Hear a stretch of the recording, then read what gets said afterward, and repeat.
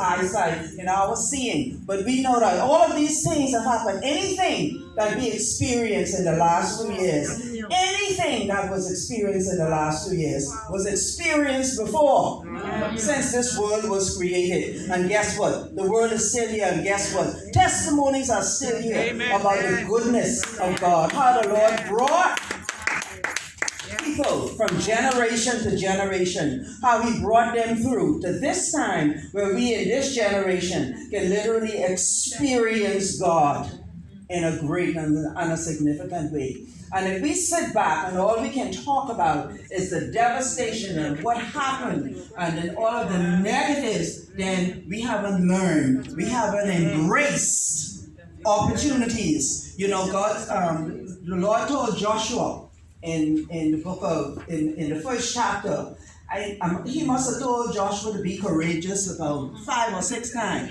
Why do you think he was repeating himself? There is no way for you to be, there's no reason for you to be courageous if trials and tribulations don't come your way that causes you to have courage. You don't need courage. What would you need courage for if no trials come your way? And so when God says, and when he repeats himself, when he tells you to be courageous, it's because he is all powerful, he is all knowing, and he can see the trials coming. But he is saying to you, don't worry about it. Just keep your eyes on me. I got this. But you know what? Only God could really 100% love us, you know. Hallelujah. He created you. He told you all kinds of things. You read it, and you didn't have to. You have experienced it. You see things happen in other people's lives, and still,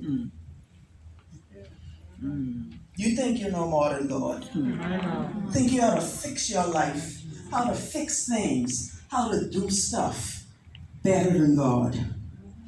2 Corinthians chapter 5 verse 17 says, therefore if a man be in Christ, he is a new creature. Old things are passed away. Behold, all things are become new. I am here to remind you of who you are, of what your Creator has said about you.